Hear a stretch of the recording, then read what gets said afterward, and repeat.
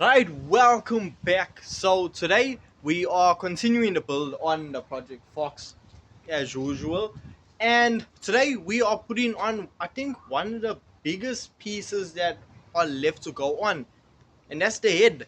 As you can see in the engine bay here, it's uh it's missing a big piece right here.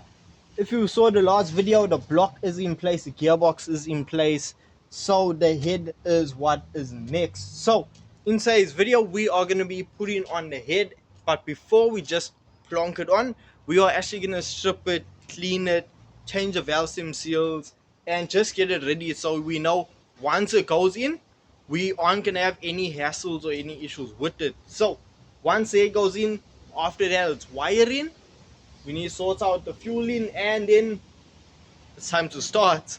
We are getting so close every episode, every video. So that's what I'm saying. If you guys aren't subscribed, you need to be, because we are so close. And we're also so close to 1,000 subscribers. Sitting on over 800 at the moment. Once again, thank you for that. And with me saying all of this, hope you guys enjoyed today's video. So what we are working with here is a 2-liter fuel injection head. I think it's a 2-liter 80Y head. I may be mistaken when it comes to the engine codes, but this is the head that we are going to be working with.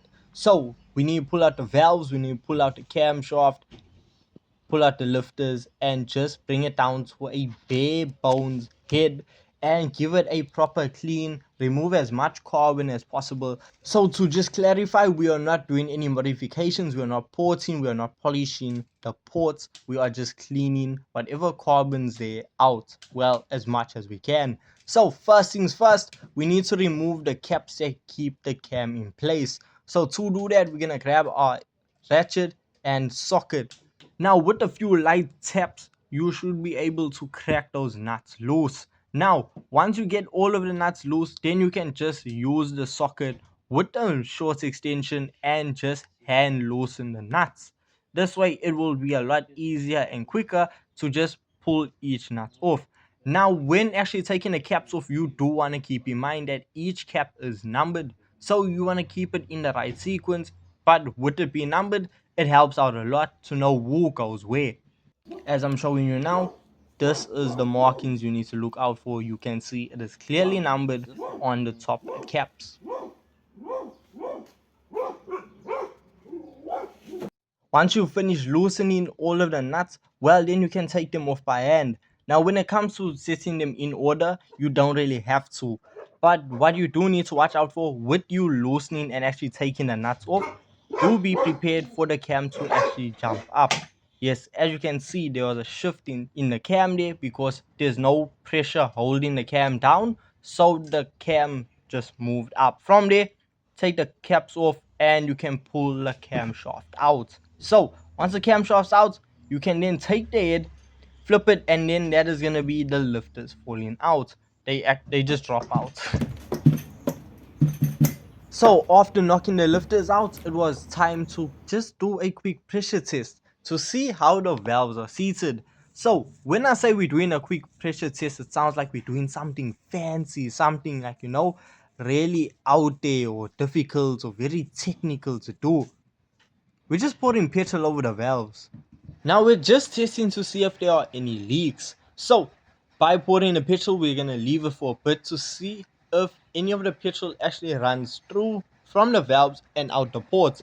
Because if that happens, that means we do have a leak. It means the valve is not seated flush against the head. This could just be from a buildup of carbon. So we just want to test, and if there is any leakages, well, we're gonna clean it and hopefully seal the leak. And after waiting for a few minutes, there we go, we sprung a leak. You can see that the port is wet. That is the petrol coming through the valve and coming down through the ports. Now as you can see, the other ports are dry. This is a bad leak. Now there is also a leak by one of the other valves. That one wasn't as severe as this, so this was a very predominant leak and something that needs to be sorted out. But regardless, we are gonna go through all of the valves, clean all of them off, and make sure that there is no leakages. Bone number 2 got leak goes here. But number 2 got a slight leak, Yeah, and number number 4 got a 2. bad one. Number 4, yeah, it's leaking. Yeah. Now from there, it's time to start cleaning. Now to actually clean some of the carbon off, we are using this tool here.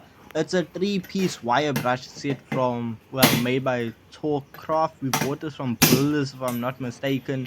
And this just fits onto the drill, and you work it as just a grinding or a cleaning tool. As you can see, this is how it operates. Apply a bit of pressure, and the wire brush now cleans off the excess carbon that has built up over time from just use of the head.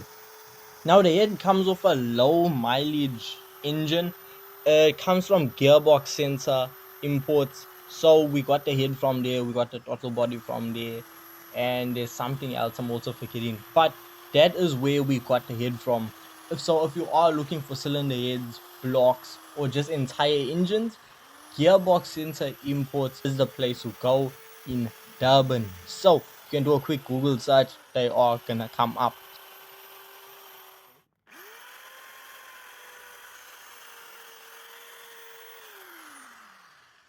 So after lightly going over the valves with the wire brush, we are now gonna move on to actually removing the valve springs.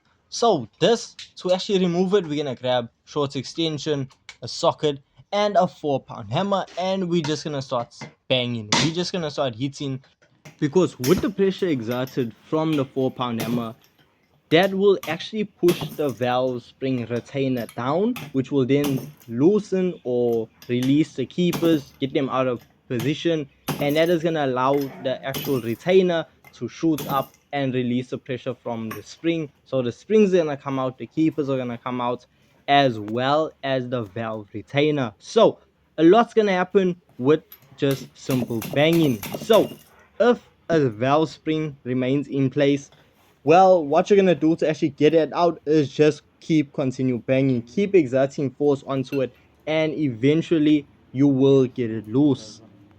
So now when you do take these valve springs out with the retainers, you need to keep them together, you need to keep them in order. This way it will avoid any mix up and any possible hassle that you will run into if you put the wrong valve spring in the wrong place. So just keep the retainers, the springs in the same place, in the same order, and that should be good to go. And make sure you have all of the keepers. They are small little metal pieces that just lock the retainer in place. So make sure you fish all of them out, because they are going to be coming out and just end up just laying in the cylinder head. Now I know there should probably be a better way to do this. However, I mean, this way that we did it, it did the job. So why fix something that's not broken? So as you can see now, what is left is only the valves within the head. So to actually get the valves out, super simple. You're gonna just flip the head upside down, have the valves face you, and then just push it up. You can use your finger and just lift them up out of place. But before you do that, what I would suggest is actually just grab some Tipex and mark the valves. This way you know, okay, these valves go for cylinder 1, cylinder 2, cylinder 3, and cylinder 4. This way it's just going to make everything easier and prevent future hassles.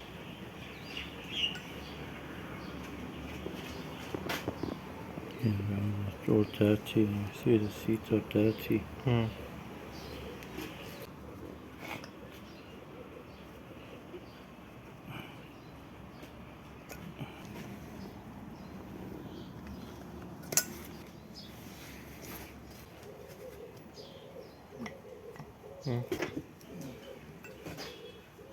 Too close.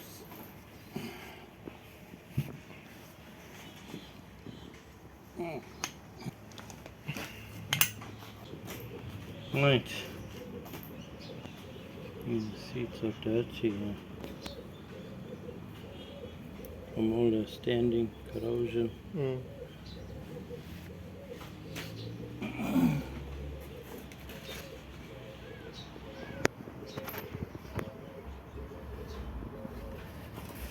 We then grab the drill with the wire brush bits on it and ran it through all of the seats to just clean off whatever corrosion, carbon, whatever is not supposed to be there. We just want pure metal where the valves need to go. So we went through all of the seatings to just clean them out and make sure, okay, they have a very smooth and clean surface.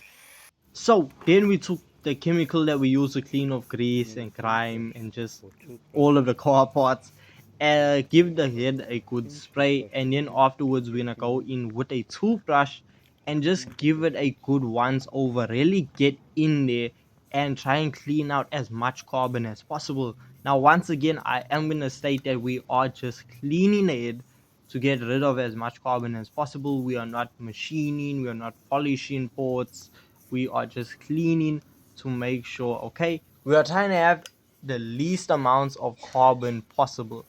After the toothbrush, we briefly went over it with the wire brush to give it more of just trying to get rid of whatever hard bits that the toothbrush wasn't able to get rid of. So after the wire brush, we took our water sandpaper, dipped it in a bit of petrol, and then proceeded to rub it over the head. So after cleaning it and looking at it again, my father wasn't too chuffed with how the seating actually turned out.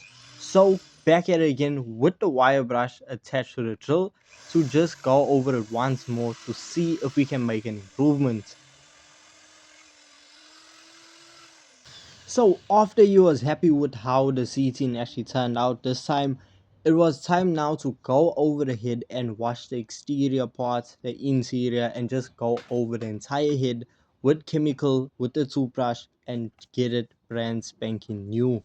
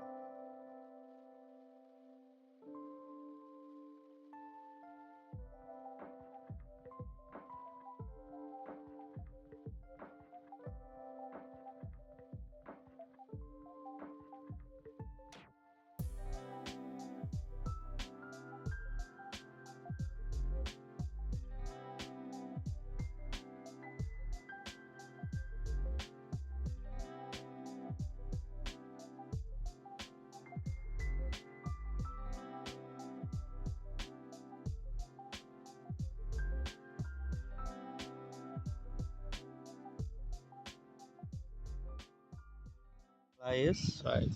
Yeah, and just put the pliers in the hole inside.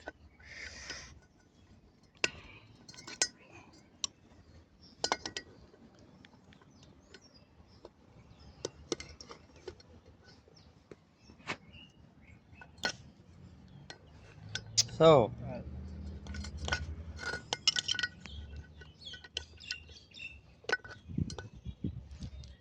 okay. And that, ladies and gentlemen, was a demonstration on how to remove valve stems. As you can see, once you pull them out, there's no going back. You cannot reuse them. Now what we are gonna do is we are gonna put grinding paste on the valves, put the valves within the head, and then start rotating the valves. This way it's gonna clean both the valve as well as the seating position for the valve. Now, when I say this was a very time consuming thing to do, because what you do, you take this wooden plunger and you attach it to the valve, and then with your hands, you just rotate it and you keep doing that until you are happy with how clean the valves are. And when I tell you this was so time consuming, it took a good few hours. to get all of these valves done. So considering the fact that there's only 8 and it took a couple of hours, it's a big job. So this is after about 20 to 30 minutes of just rotating the valve, and you can see the finish actually came out quite nice. Now, when putting the grinding paste on the valve, you can see you just want to put it on the outer edge of the valve, the part that's gonna sit in the seating, so that way it both cleans off the valve as well as the seating.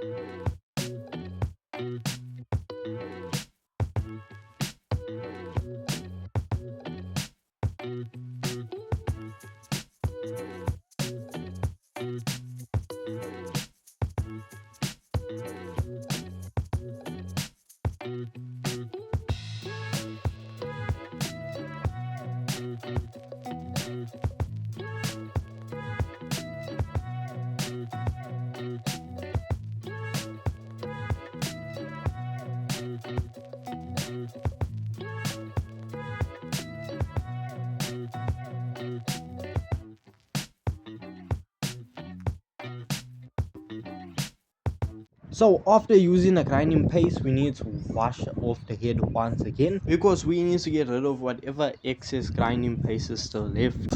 And after washing the head off, we're just gonna take some petrol, drizzle it over the entire head, just to make sure, okay, there is gonna be no surface rust, and just clean out the ports, make sure, okay, they are free flow and it's just clean. So it's the same procedure with the valves. We're gonna dip them in petrol, rinse off whatever grinding paste is still left on them, whatever residue is there, and just wash them off, let them dry off a little bit, and then we'll proceed. Yeah, tell them there. Must be careful. Get a 7 mil valve and an 8 mil valve. You get a 7 mil, the 8 mil seal, 8 mil valve stem seal. You get a 7 mil valve stem seal. Must be careful. 8 mil and 7 mil. 7 from the head original, and that's a 8 mil that they supplied new. Too big. Now when it comes to putting the valve stem in place, what we are going to use is a long 10mm socket.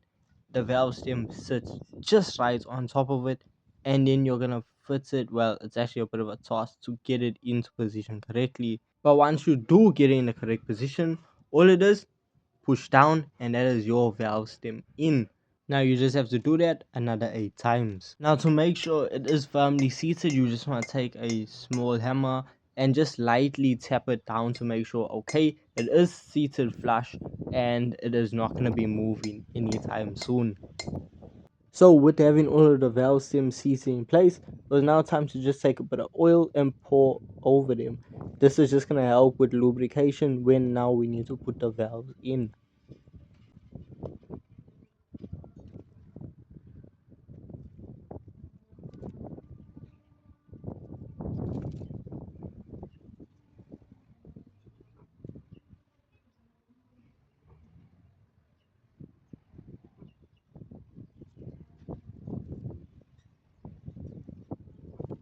When putting the valves in, you want to make sure the valves are clean. You want to wipe them off in petrol, then pour a bit of oil over the valves to just help with lubrication, to just make it easier to actually get it in place. So as I'm about to show you now, what you want to do is actually just wiggle it, like keep rotating the valve, and that's gonna help it just slide in. It's gonna get lubrication within the channel that the valve has to travel through, and with doing that, it's just gonna actually just help the valve get seated and get in smoother. Next to go in is the valve springs. So these were washed off in petrol before they were placed into the head. So as I said, you just wash it in petrol because we didn't actually work on them. We just pulled them out and we set them aside. So It still needs to be cleaned, hence why we ran them in petrol first before seating them in the head. So once you put all of them in place, the next thing we did was take a bit of oil, drizzle it over the springs, and just make sure, okay, they are going to be well lubricated. And when I say the springs, I mean the retainers as well as the valve springs.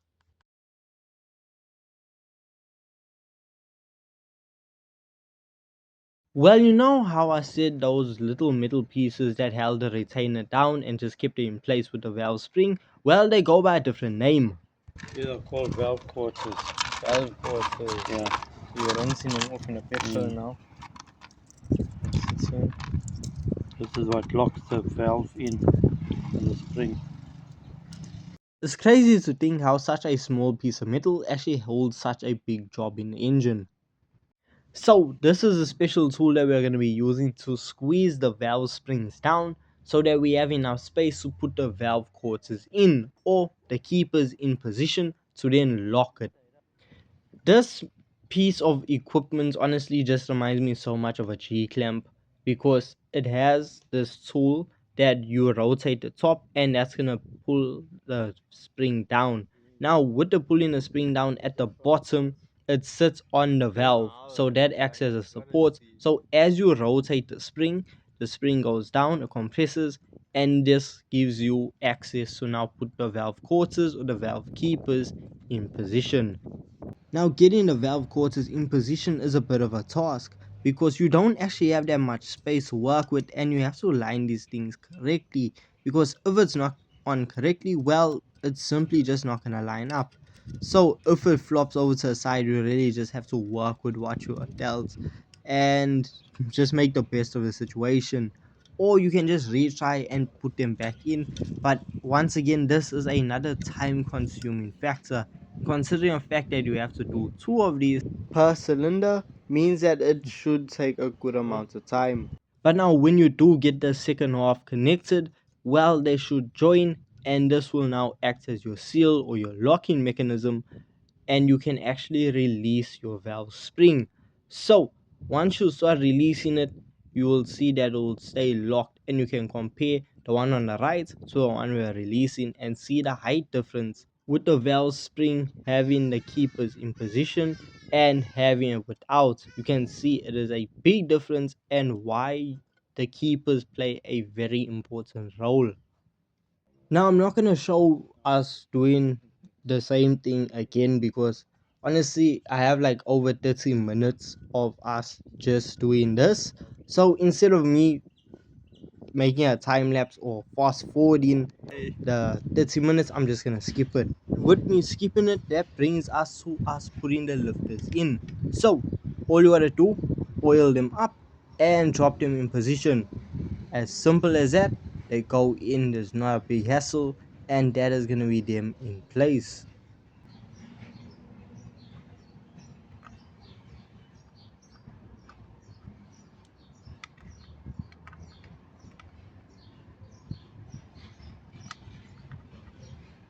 That way now they can't remember.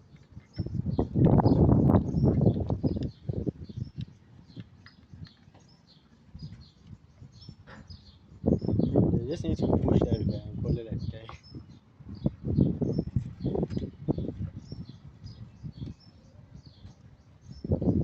So after we oil the top of the lifters, it's time to just put the cam in place. So put the cam in position and then you start to grab your caps. As I said, you should still have them in order and then you just put them back in. So after you put oil on top of the caps, just, as I said, lubrication purposes help everything just turn smoother. So we're gonna do exactly that. Now the cam did get washed off in petrol. It had a bit of light sanding down to it because there were a few marks on it. Nothing major, but some light rubbing with the water paper, and now the cam is put into position. Now when it comes to tightening down the cam, you want to work it, how do I say, systematically, where you're going to pull them each slowly until you equally pull the camshaft down. You don't want to fully tighten one cap and then haven't turned any of the others. No, you have to work it in an order, and that way you will get the cam seated correctly. When you're done tightening down the caps with your ratchet, well, then you're gonna move on to your torque wrench. Now the torque setting for these caps are gonna be 20 newton meters, so it's not a very high torque setting, which means you aren't gonna have to be really torquing it down very much. So just wait for the clicks and then you are gonna be good to go. So just make sure you go through all of the bolts, because you don't want to make the mistake of thinking, ah, no man, I tightened all of the bolts, and you find out you didn't. So take your time, just double check all the bolts and then make sure, okay, they are torqued. I'm saying bolts, but I mean nuts.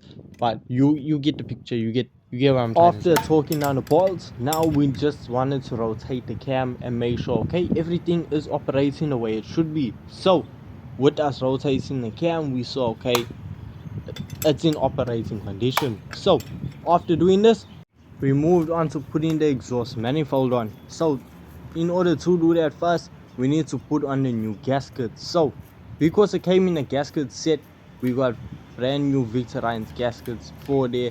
That's also, we got the valve stem seals out of the Victorines gasket set, hence why we were supplied with 8mm valve stem seals, whereas we needed 7mm valve stem seals. So just be careful, hence why I'm going back to earlier. You need to be careful and just make sure, okay, you are supplied with the correct thing.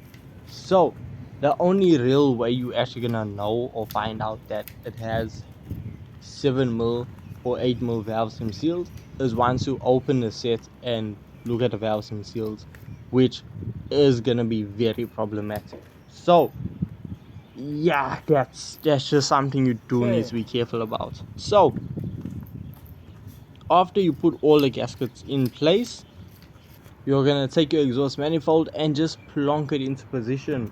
Once in position, you're gonna grab your nuts, put them on, tighten, and then that is gonna be your exhaust manifold on. So now that the exhaust manifold is on, it's time that we can look at the intake manifold. So what you want to do here, you want to take sealer and just run it all around where the gasket is going to fit on.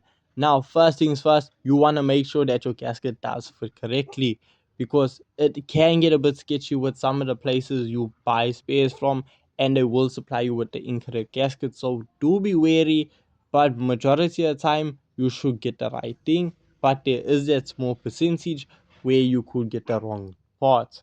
This, in this case, gasket. So after applying a light amount of sealer to the intake manifold, well, you're gonna plonk your gasket on. So with your gasket now being set in place, you're gonna take a bit more sealer and just run around the gasket once more. Now covering whatever parts of gasket you don't want to see gasket, you just want to see sealer. Now this is because this side of the gasket is going to be attached to the head, whereas the previous side where you first rub sealer onto, that was attaching the gasket to the intake manifold. So you need to apply sealer to both sides of this gasket. So once you finish get the sealer on the gasket, you can now take the whole intake manifold and place it onto the head. Now the intake manifold is a bit heavy and you need to watch the gasket, make sure the gasket is placed correctly. So it is a bit of a daunting task. Take your time, don't rush it, you don't want to mess it up. So get it in, get it aligned, and just get your intake manifold seated correctly. And as you can see, that is exactly what we did. Fire shot, no need to adjust. This is, honestly amazing. So we're using a spline tool and we are just gonna tighten the bolts now to marry the intake manifold to the head. And after tightening the bolts, well, there's only one thing really left to do: paint.